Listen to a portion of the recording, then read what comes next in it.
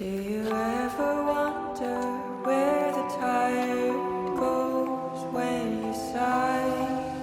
Does it drift into a pastel cloud that grows throughout the night? Does it sing and dance in its self-pity? Cũng đã 5 năm rồi kể từ lần đầu tiên mình đến Đà Lạt. Mình vẫn nhớ như in cái không khí trong lành, dễ chịu của một vùng đất bình yên. Nhớ buổi sớm đón bình minh trên đồi Đa Phú. Nhớ những ngôi nhà ngập tràn sắc hoa và sự xinh đẹp lạ kỳ của Đà Lạt. 5 năm sau quay trở lại, mình quyết định dành ra 5 ngày để sống và dạo chơi tại thành phố này. Bọn mình lựa chọn một khách sạn ở trung tâm thành phố để tiện đi lại. Xin chào các bạn đến với tour của mình.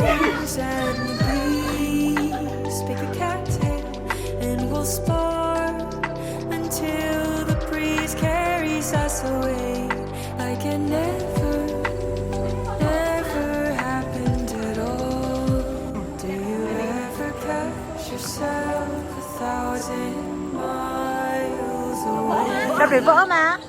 Nó phải rơi ra được. Ôi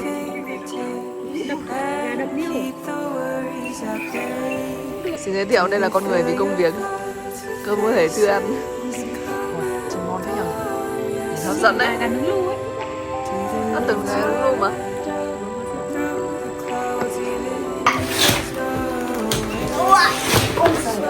Mấy túi chân không? Kinh không? Rồi. Ngày đầu tiên nhé, bọn mình đã tưởng là sẽ có những outfit thật là xuyệt tông, nhưng không, mỗi con một màu. Đà Lạt nổi tiếng với rất nhiều quán cà phê xinh xắn, nhiều đến nỗi mà bọn mình không biết là phải đi quán nào trước ấy. Đang tính ra 48 để phát hiện ra quán ngay gần nhà. Ngày đầu tiên thì di chuyển cứ chill chill nhẹ nhàng vậy thôi. Chiếc quán nhỏ nhắn xinh xắn nằm ở ven đường, nhìn hay ho lắm. Ngồi uống xong thì bọn mình có đi ăn tối ở Mama Thái vì quán cũng ngay đó, cách nhà mình có 2 cây thôi. Kiểu nó nằm trong list các bạn review recommend ấy. Đồ ăn thì không quá hợp với cái khẩu vị của mình, dừng ở mức tạm ổn thôi nha. Mà đồ uống thì nó cũng hơi bị ngọt một chút xíu. Hai đội bộ đấy đi đâu? Hai đội bộ này sẽ đi đoàn tàu à? đoàn tàu, đoàn tàu. Thêm một cái ngày khăn đâu nữa, không khăn nữa, đến này luôn. Ok, xác suất thống kê chứ. Áo này mặc được ít nhất bao nhiêu bộ? 5 bộ. Quần này 7 bộ. Túi này dùng gấp 5 lần. Ngày xưa đi xem bói người ta bảo sau này lớn lên sống trong nhung lụa. 5 giờ 44 và đây là chúng tôi. Ngày hôm nay thì mình dành ra để đi Hidden Land nha. Cái chỗ này cách khách sạn bọn mình ở khoảng độ 14 cây nên là bọn mình cũng phải dậy thật sớm để chuẩn bị đi ấy. Đường đi thì hơi hú hồn tí bởi vì dốc với cả nhiều đoạn cua, đâu để mất tầm 3 cây đường dốc thì phải. Thế nên là bác nào đi chơi, đặc biệt là con gái thì phải xác định tinh thần trước nhá. Đúng là rất là xứng đáng để dậy sớm luôn. Và xứng đáng cho cái đường đi ngày hôm nay. Wow, siêu đẹp.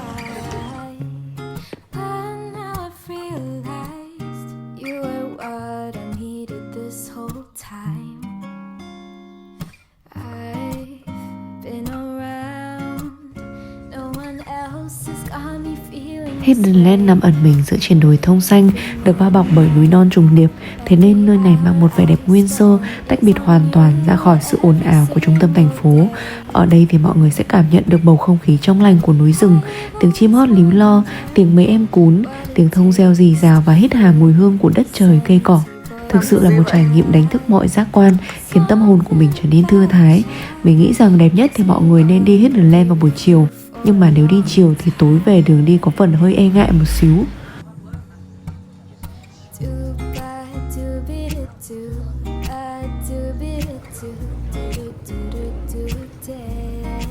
Đoạn từ Hidden Land về có qua túi mưa to nên là mình cũng tiện ghé chơi luôn.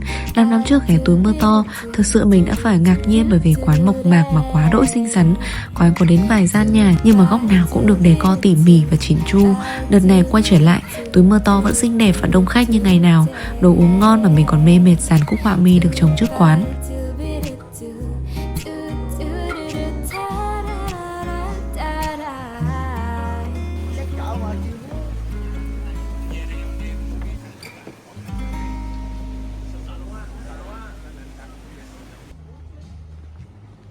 in a station light and wearing shame like I'd been in a slow motion, come down to nowhere, right?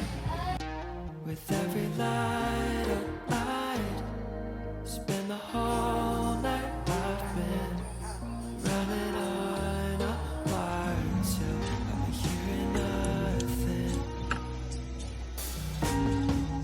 But it's not what I meant. After the first time I'm home again, Lucy, try my luck, you and come around. Mày nhặt thông về trang trí Giáng sinh cho cây công ty à? Ê, kinh, tiết kiệm quá. Quá tiết kiệm mà quá tâm huyết luôn. 10 điểm, đâu xem này. Ô, mấy quả thông nhỏ nhỏ xinh xinh này. Xinh phết. Lúc này thì bọn mình cũng tính là đi về nhà để tối đi ăn rồi ấy.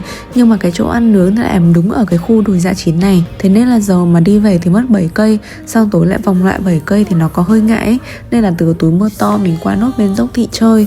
Không recommend mọi người theo cái lịch trình hôm nay của bọn mình đâu nha. Bởi vì là nó có hơi mềm chút xíu ấy. Muốn lên Dốc Thị thì mọi người phải leo bộ nha. Bởi vì quán nằm tít ở trên cao. Về nước là 90.000 một người. Mọi người cũng phải đi lên đi xuống các điểm khác nhau để có thể là tìm được những cái góc ảnh mà mọi người yêu thích. Này cũng đỡ đủ. Không, cái này tao nghĩ là mọi người kiểu xách đi chỗ không mấy chỗ là ngồi á. Xách lên xuống á. Toàn dốc nên là sợ đủ ấy.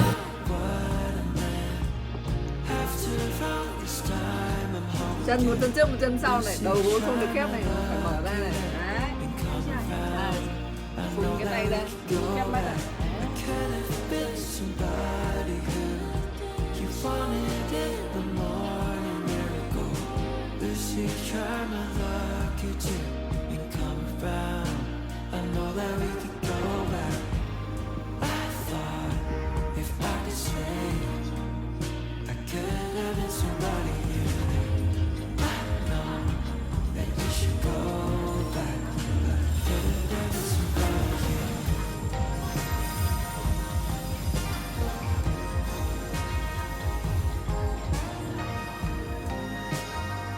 Cho mọi người, bây giờ là 5:06 và ba con phải đi trả nghiệp đây. Khăn quốc dân này. Ba con bái khăn xanh. Hay gì? Bình minh trên đồi Đa Phú nó vẫn là một cái gì đấy mà nó in sâu trong tiềm thức của mình. Đợt đấy thì bọn mình đi taxi rồi book xe jeep để trở lên. Lần này quay trở lại, bọn mình lựa chọn cách tự đi xe máy lên đồi Măng Linh. Bởi vì là nó dễ đi và nó cũng đẹp không kém gì đồi Đa Phú ấy. Đường thì có vài chỗ hơi trơn và khó đi nhưng mà cũng ổn. Tay lái yếu thì mọi người có thể để xe ở phía dưới đồi rồi đi bộ lên. Mấy nay Đà Lạt nắng và gió. Dù không có mây nhưng mà những tia nắng đầu tiên ló dạng cũng đẹp đến nao lòng. Giữa không gian mây ngàn gió núi, mình được bước đi trên thảm cỏ non còn vương sương mai, hít một hơi thật đầy và cảm nhận làn gió mát lạnh mơn man trên da thịt.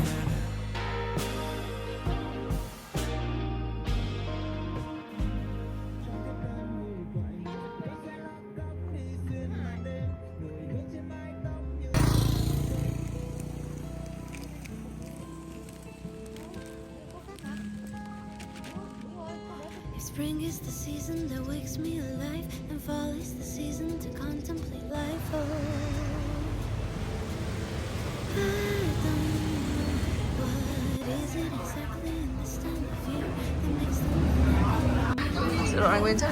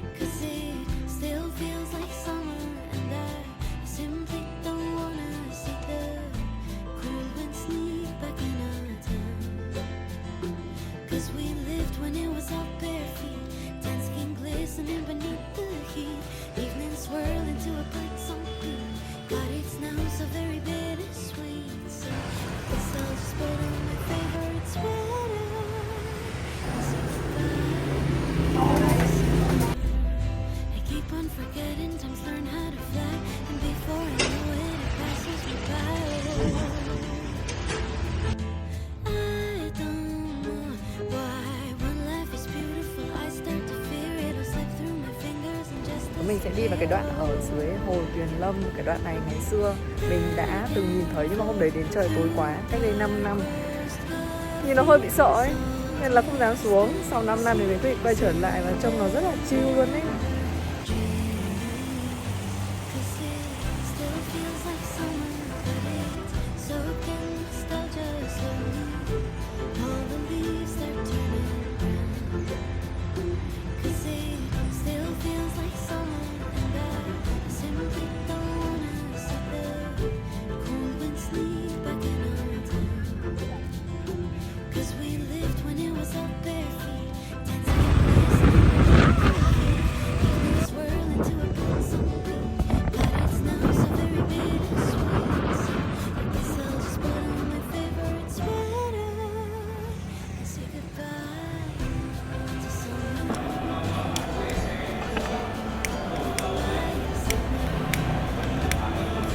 Đây là gì? Trứng luộc đốt lửa em.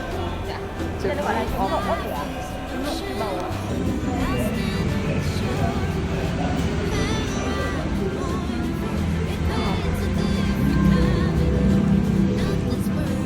Không, được rồi.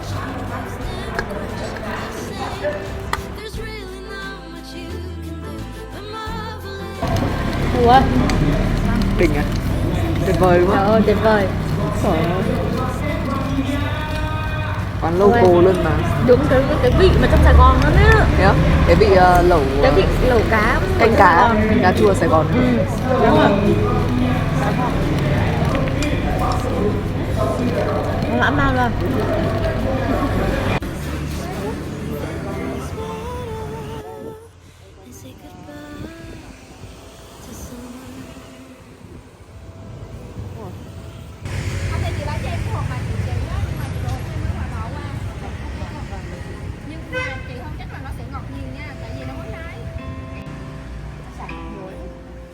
Em xin, trông mềm nhỉ?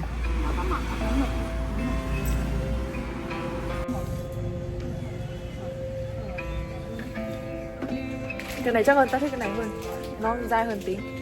Loại nào khô hơn loại nào hả chị? Cái này là khô nhất rồi, khô nữa là hàng sấy rồi. Sấy nhìn con người sấy ở đâu ngon đâu em. Cái này chị bảo là để ra ngoài cho là nó sẽ tốc khô á.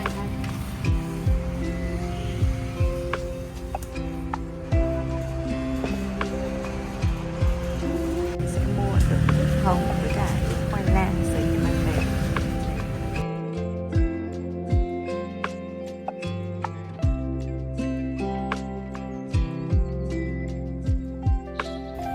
Mấy ngày đầu đi chơi như giặc nên là 2 hôm cuối bọn mình dự định chill chill xung quanh thành phố thôi. Chưa dậy muộn một chút rồi 10 giờ đi ăn luôn. Quán này là quán Hai ơi nha. Rút kinh nghiệm từ mấy hôm đầu nên là đợt sau mình cũng tìm review quán kỹ hơn trước. Quán này là cơm nhà 70.000 một suất và trời ơi, quán nó siêu xinh luôn. Các bạn nhân viên thì dễ thương, đồ ăn cũng ngon và hợp khẩu vị của mấy đứa mình nữa. Gọi thêm cả nước thì bill hôm nay tròn 300.000 nha.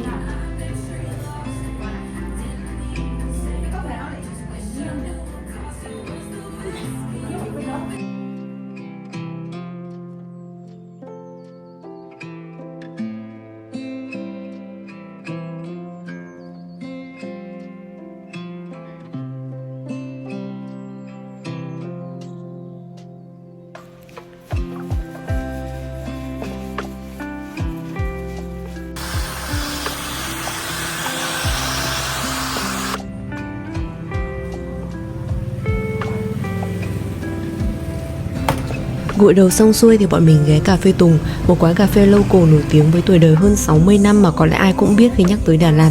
Một menu đậm chất local, một không gian quán ấm áp, thân thiện nhưng mà có cái gì đó vẫn vô cùng lịch thiệp. Đồ uống và bánh ở đây ngon nha. Đây hẳn là một nơi thật tuyệt vời để những người trẻ như mình tìm về một Đà Lạt nhuốm màu xưa cũ.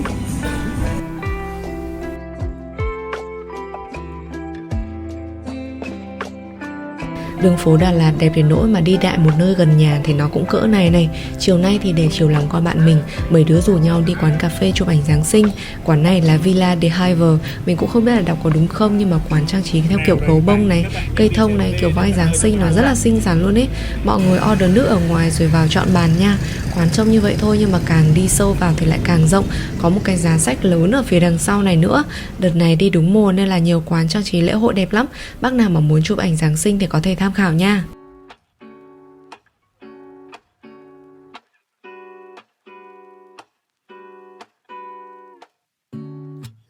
busy Sunday mornings, hiding under covers. I don't mind staying in with you. Play your favorite movie, laying right beside me. I don't mind when it's just us two. That corner coffee shop we like to go.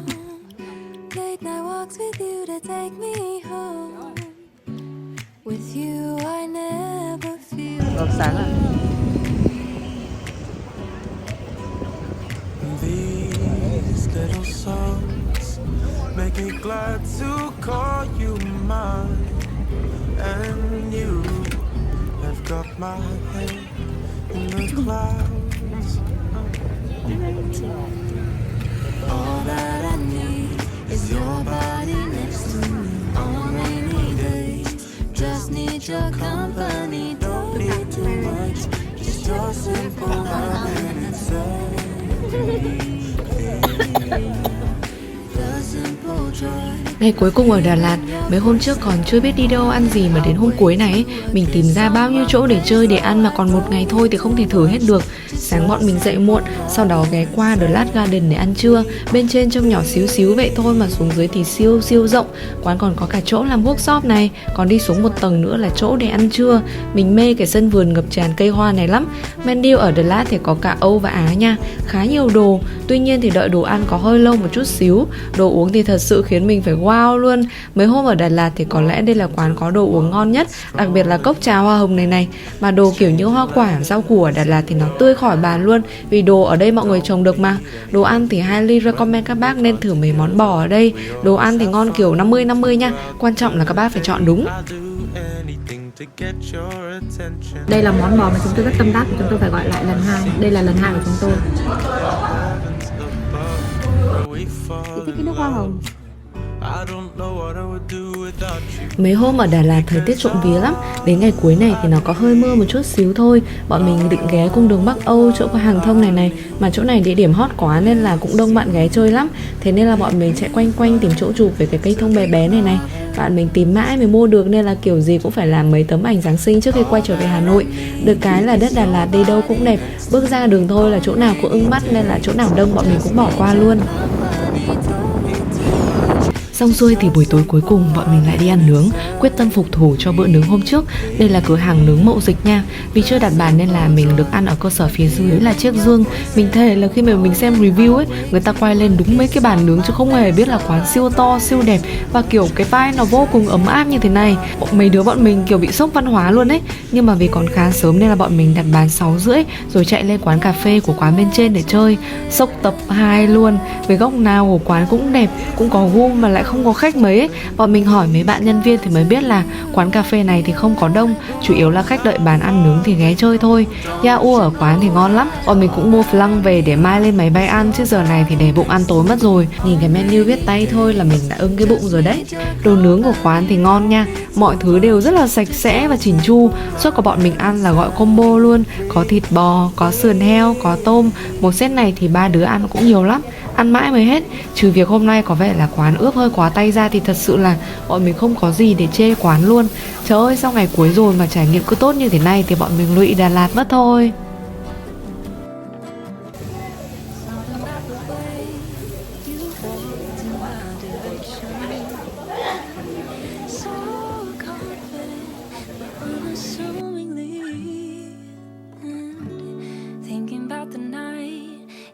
Took my hand for the first time. It took a minute to admit it, but it turns out that you were all I needed. 5 ngày đi chơi ở Đà Lạt có lẽ là khoảng thời gian cũng khá dài.